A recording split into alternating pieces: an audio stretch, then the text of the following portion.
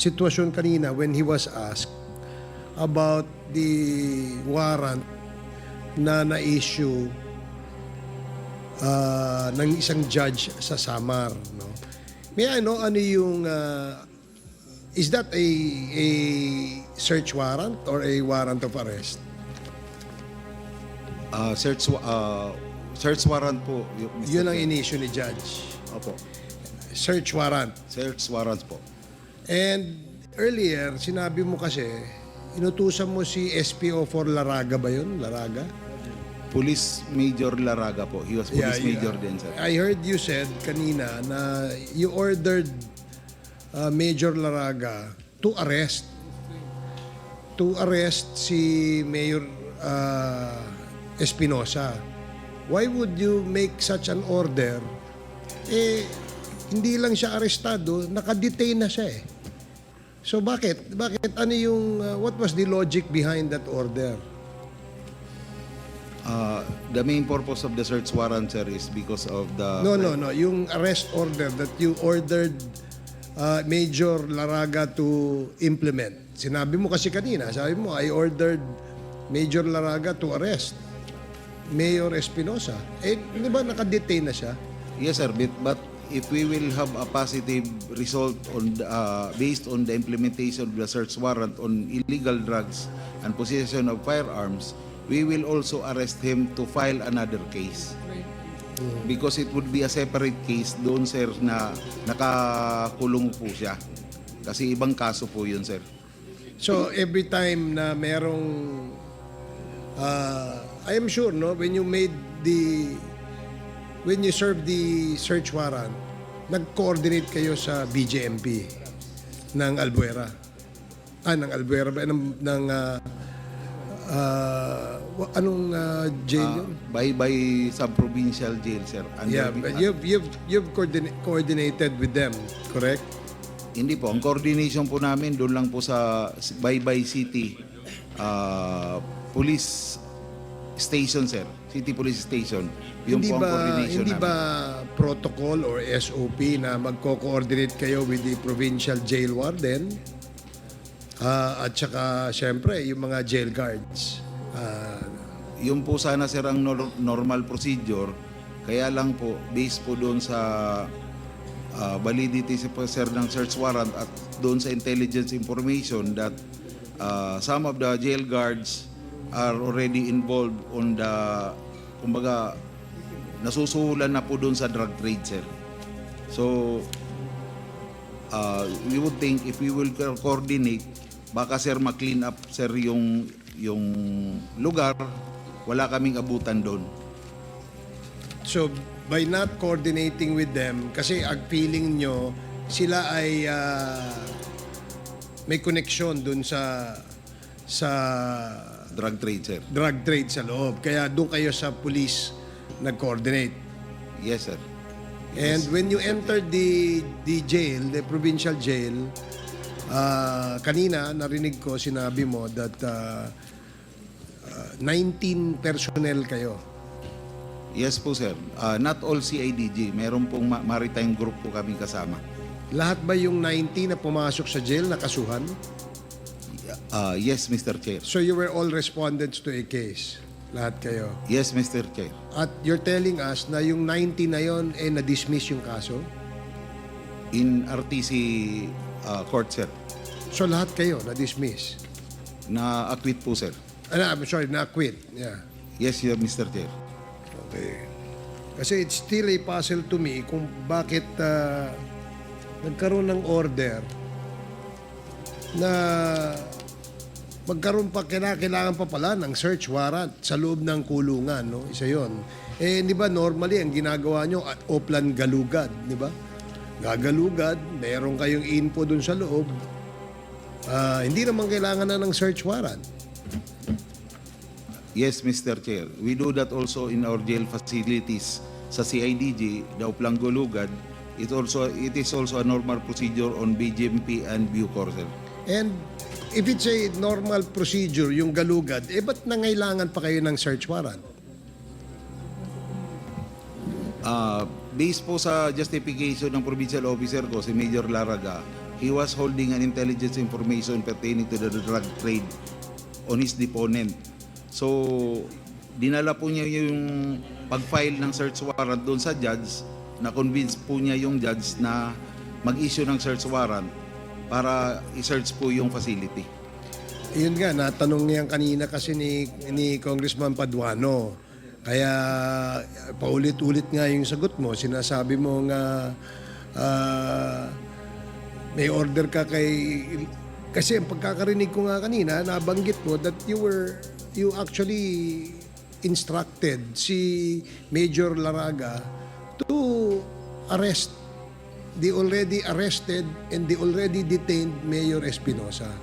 Yun lang ang sa akin hanggang sa ngayon ay still a puzzle to me. Kaya ko lang natanong ulit. Yes, Congressman Paduano, you want to make a follow-up? Mr. Chair, O sige, si Congressman Akop. yun dun sa inyong puzzle. Yung puzzle po ninyo. Yes, Kaya nag-apply sila ng search warrant para makapasok at mapatay nila yung tao. May reward yung patay eh. Yung buhay wala eh. tama. Thank you, Mr. Chair. Salamat. Chairman. Salamat. Chairman. May I know, Colonel Marcos, meron ka bang STL? Wala naman po, sir. Wala ka bang, is it correct, Colonel Garma, na wala siyang STL?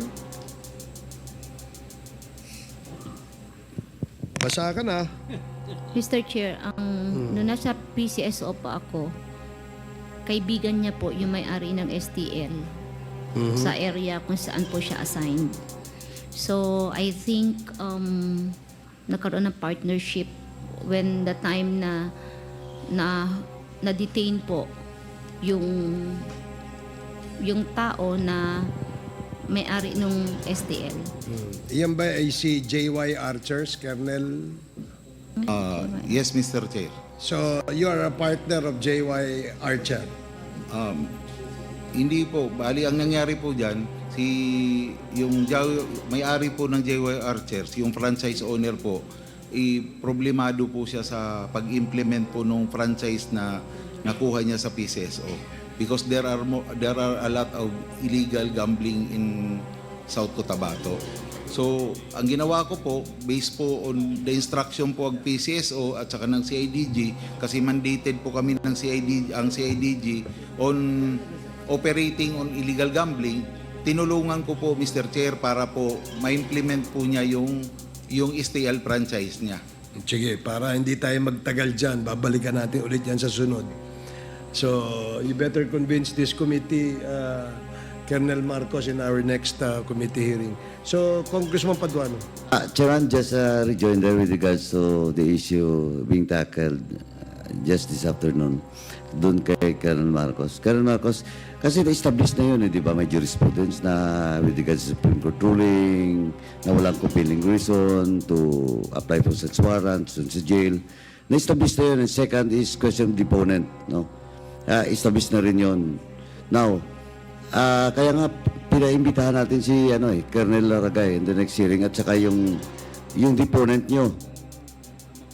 Yung deponent mo na you mentioned doon sa tatlong search warrant, no, na in-applyan nyo doon sa kay Egay Alvarez, kay Mayor Espinosa at saka doon sa bahay. So para malinaw tayo doon, this will be a lesson to everyone na hindi pwede yun. At saka established na yun, question of deponent, dapat may direct knowledge. Wala siya doon sa kulungan. Paano, anong intel report na sa pinagsasabi niyong deponent has dapat may direct knowledge. Now, balikan ko lang po yung 5.1 billion ni Kerwin Espinosa as alleged by Colonel Marcos kanina po. Alam mo, Colonel Marcos, pinatawag ko talaga yung sinasabi mong tao from the AMLAC na nakausap mo. He's not a lawyer. Yung isa po lawyer, but a year ago, wala na po sa AMLA. Ngayon, nandito po, yung isang tao, nakausap mo rin si Mr. Art Bacolik. Mr. Art Bacolik, kindly take the seat. Para tapusin na natin to, Colonel Marcos.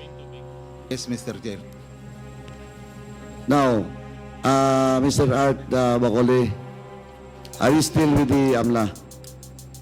Yes, Mr. Chair. I have not taken you out, please. Not yet, sir. Chairman, can we... Comsec, please administer his oath. Sir, please raise your right hand.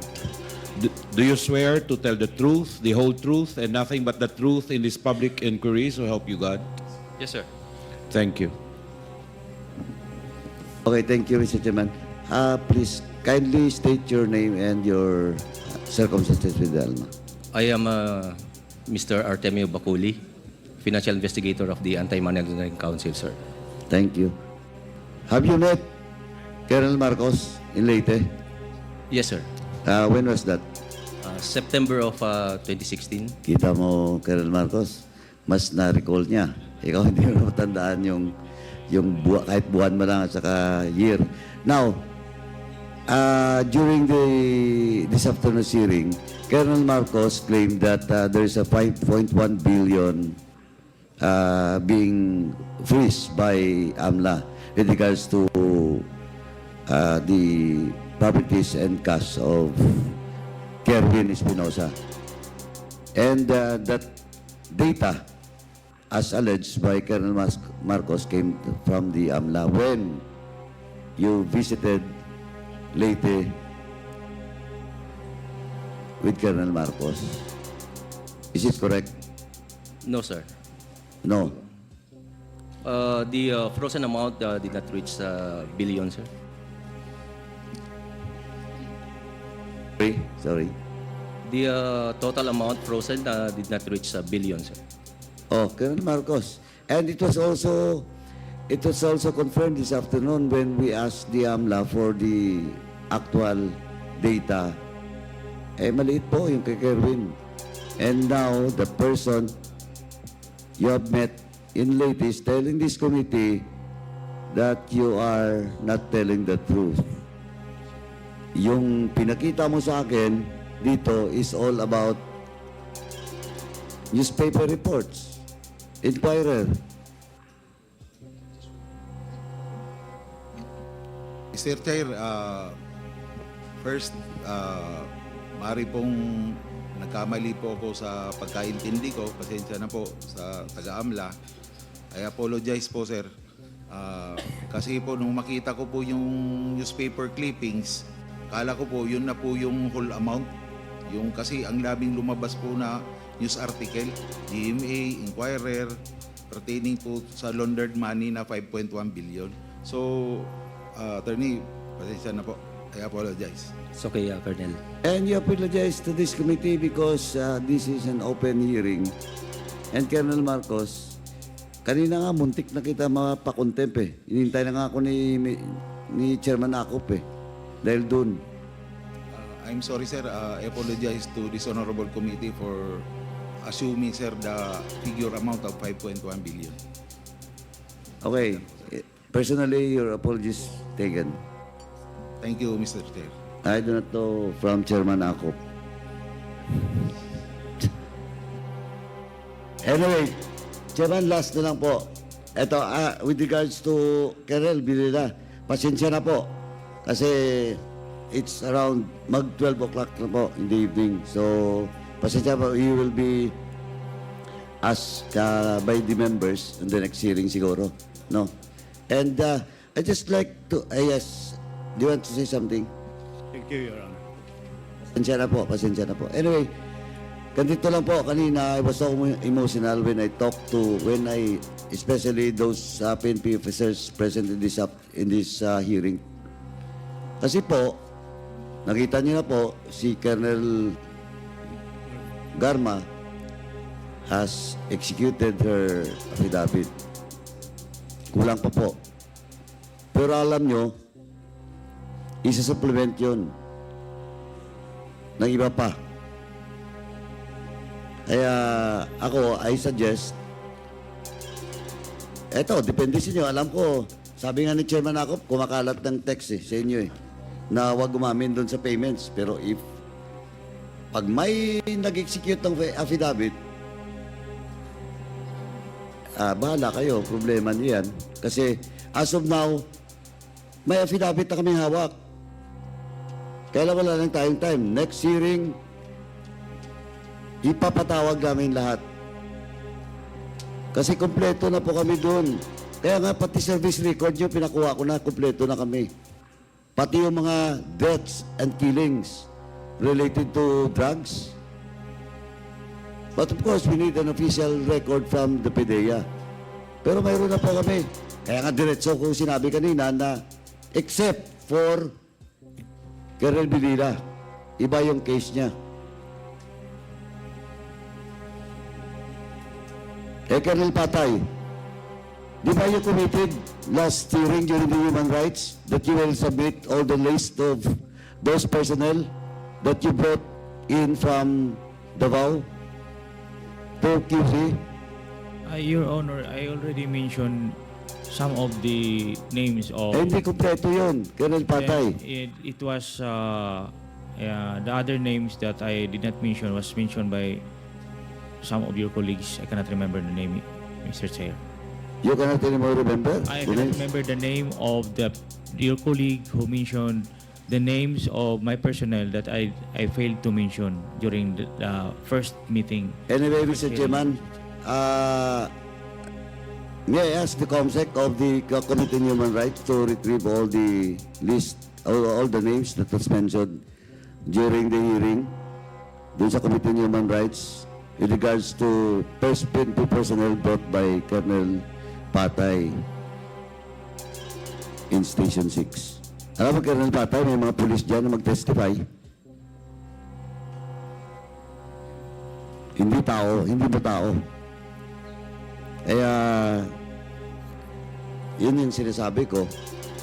We don't want to do this, but you have to cooperate. Now, if you don't want to cooperate, wala kami magawa. Diba? We'll be forced to follow our internal rules. Ganon din po sa mga Colonel Rialdo, Vitalio, kay Barandong, tsaka yung sa iba pa kasi next hearing, imbitahan na po namin yung iba pa. Pati mga underclass nandyan. I hope. But of course, we cannot force you to issue an affidavit, but sabi ko na nga, siyempre, harapin yung consequences. Chairman, thank you. That's all. Thank you, Congressman Paduano. Mr. Chairman, before... The second to the last is... Hindi, ano lang to, briefly lang. Okay, Congressman Kasi- Fernandez. Kasi sinimulan mo na rin lang, naglilinis na rin tayo. It all started with the PCSO. And during our investigation, marami nag-come out na ano ng mga information about mga generals, mga former generals, mga colonels that are involved with the operation of the STL. Alam mo, medyo nakakalungkot to that even our PNP officials, members, ay nai-involve sa ating STL. Ang mabigat po, Mr. Chairman, yung STL na legal ay nagkakaroon ng paghahati sa legal at illegal. So, Madam Garma, may tatanong lamang po ako sa inyo. Since na andito na po tayo, nililinis na po natin ang lahat, no? Especially our PNP organization.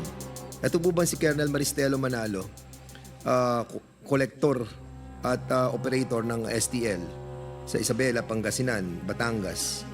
Can you please confirm this? Mr. Chair, ang alam ko lang po, yung kapatid po niya. Yung kapatid niya, ang prod niya. Sa Pangasinan lang po in Isabela. As to Batangas, hindi ko po alam. Doon sa Grand 888 STL. Kung yun ang name, I cannot recall the name. Basta po, Mr. Chair, Pangasinan and Isabela, kapatid po niya ang isa sa Operator. incorporator ata. At operator. Operator. Yes. O kasi yung incorporator, yung kapatid niya, tapos ang sila nag-ooperate ng mga STL doon. Correct? And, Kasi po, mga 2 buwan lang po na lang ako nung nag-assume sila ng operation. So, for now, I cannot answer kung sila po.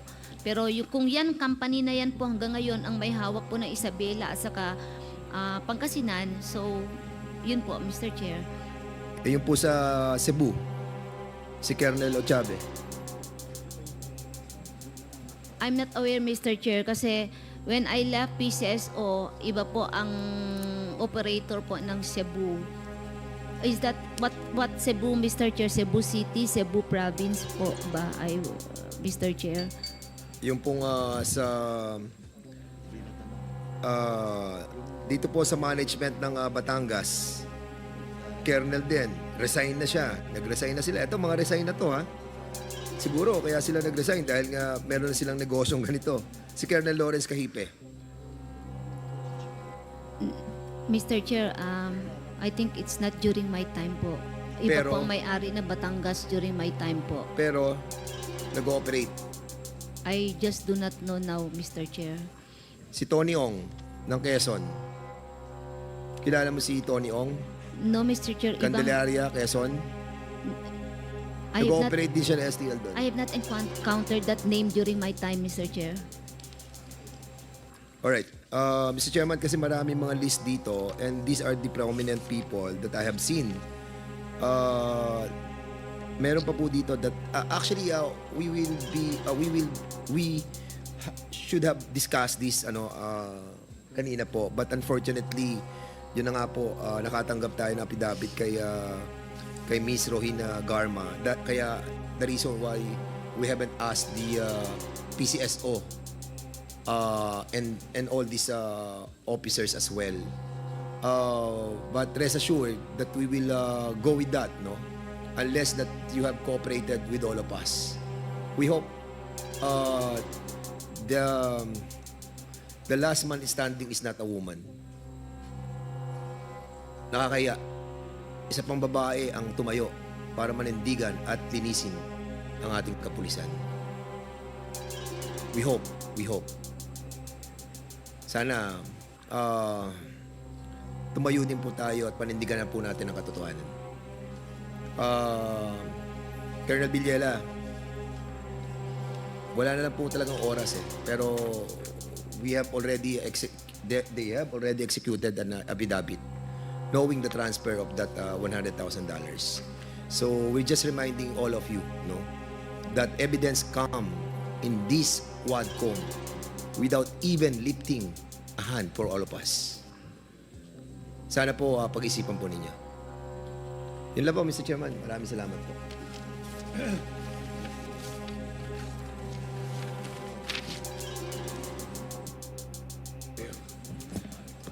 Thank you. And finally, the chair of the Committee on Human Rights, Congressman Abante, you are recognized. You have 2 hours. Sa wakas, kanina pa ako naghihintay, puro interjections itong ginagawa sa akin dito. Anyway, Colonel Garma, alam ko, pagod ka na, no? All of us are, di ba? Kaya na ba tayong 10 o'clock in the morning, no? Pero siguro, ako palagi nagra-wrap up You know? Thing is this, kanina, when Congressman Chua asked you why you were crying, you said you had time for a week to reflect on these things. And because of that, you decided to change and make a formal statement, di ba? Then you said that you made mention of what the Lord Jesus said in the Bible, that the truth shall set you free. Di ba? Yes. The truth shall set you free. Of course, when the Lord Jesus Christ mentioned that, He was referring to His word, perfect word, holy word, while your word is not holy. But it is truthful as I can see.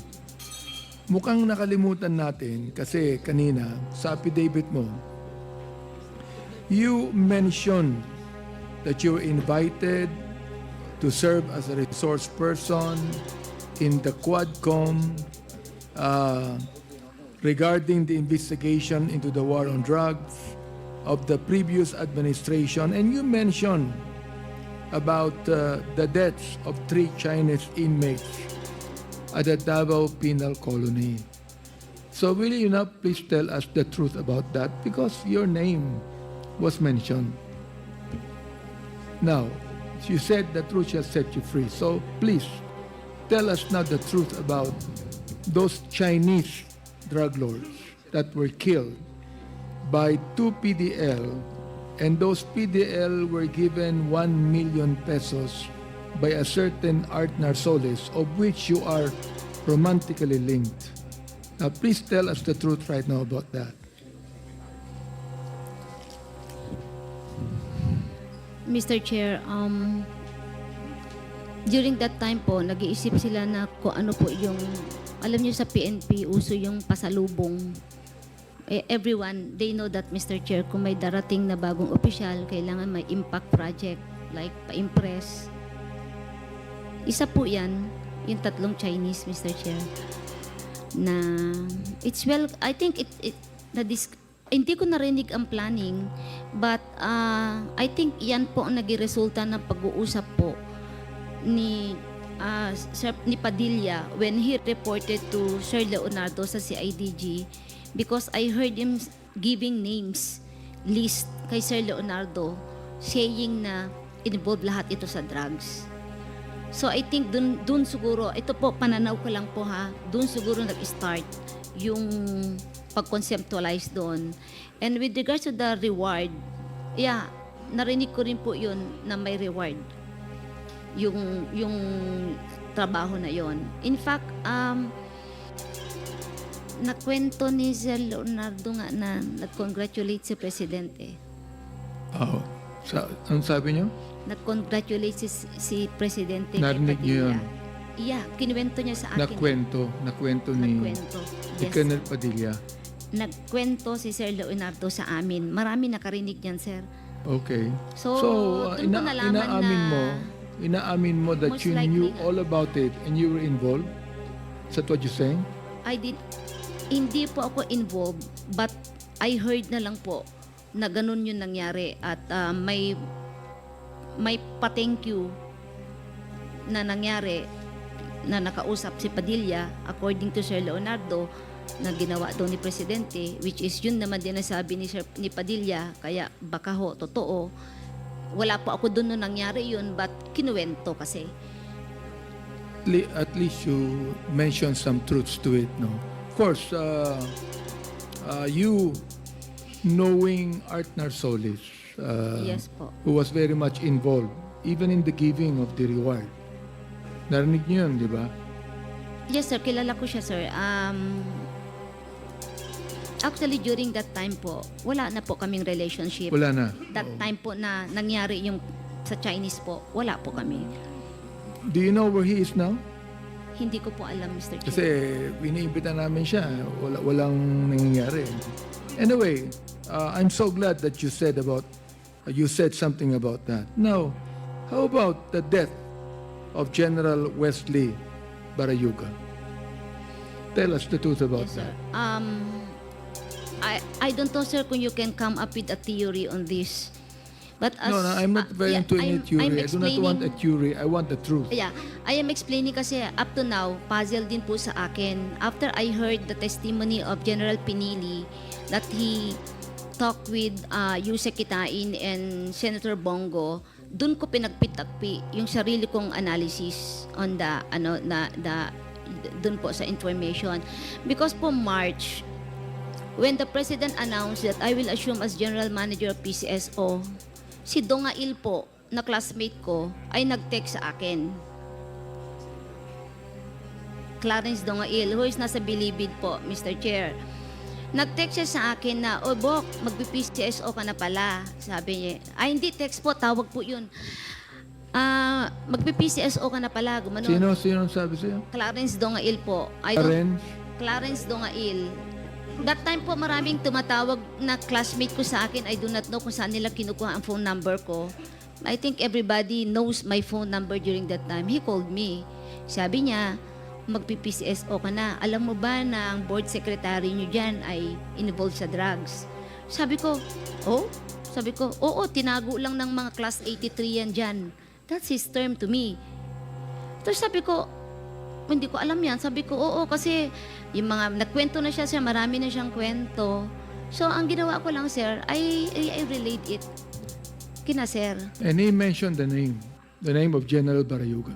Opo, sabi niya, Barayuga, kasi napang-abot daw niya po. Nagpang-abot niya po sa, nagpang-abot po sila daw sa kung saan yung na-assign pa si General Barayuga at saan siya na-assign din noon nung junior officer pa siya before siya nakulong. So what I did only, sir, since I don't have the resources to validate or whatever, I just nirelay ko lang po ang info for validation. It's common knowledge, Colonel Garma, that you and General Barayuga has some altercations, di ba? No, Mr. Chair. That there's some things that you do not agree on. No, Mr. Chair. Okay. Ano yun? po. Ano yun? Ano yung Okay po totoo? yung friendship namin ni Sir Barayuga. We don't argue, we didn't argue, Mr. Chair. So you do not argue with him as far as the operations of the STL is concerned? Wala po kasi siyang hand doon. Board secretary po siya. He just handles yung mga board resolution, take notes of the board meeting. No decision making, Mr. Chair. So, Is it true that you were the one that provided the pictures of Barayuga to Lieutenant Colonel Mendoza? no, Mr. Chair. I did not. You did not provide any picture at all? No, Mr. Chair. I did not. Okay. You mentioned former General Pinili. Is he there? Yes. General Pinili, will you please come over and tell us about what Colonel Garma said? Sapagkat binanggit ka niya eh. So, sabi nga ang iyong participation dito kung meron.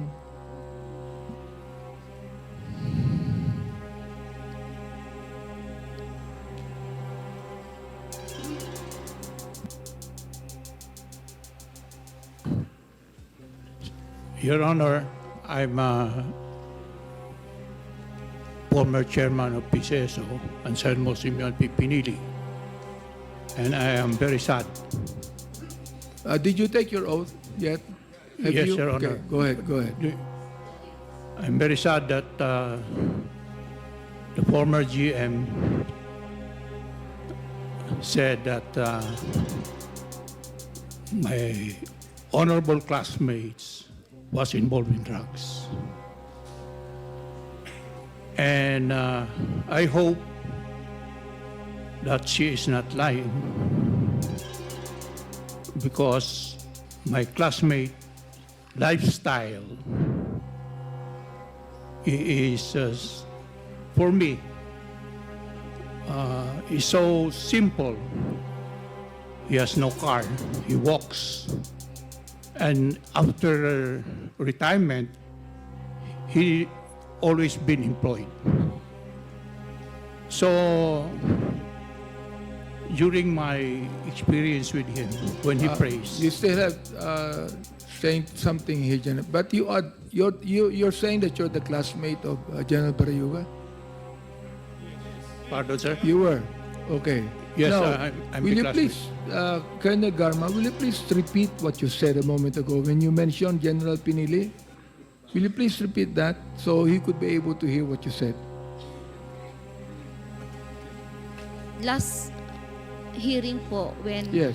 when the chair po mentioned of meeting after the death of General Barayuga, he mentioned of meeting Senator Bongo and Yusek Kitain, and he also mentioned yung kanyang theory, like saying that during that time daw, General Barayuga is about to give evidence daw, may hawak doon na evidence in connection with corruption against me.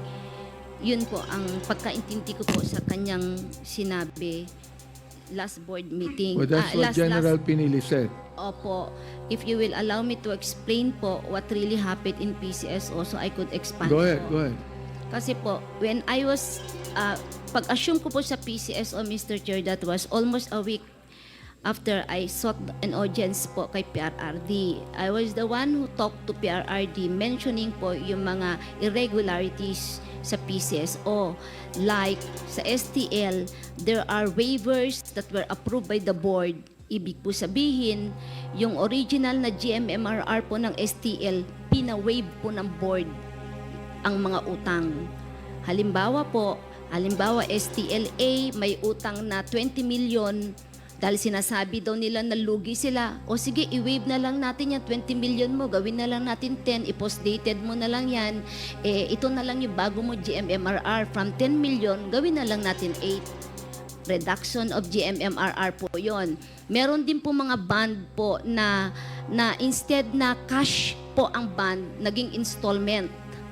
Mga ganon. So, yun po yung naabutan ko. And there are also reduction of GMMRR na hindi pa po na-cancel yung previous contract ay in-implement na po yung bagong amount na board resolution lang naman po ang na-issue. Meron din pong in-implement pero walang kontrata. May kontrata, hindi napirmahan.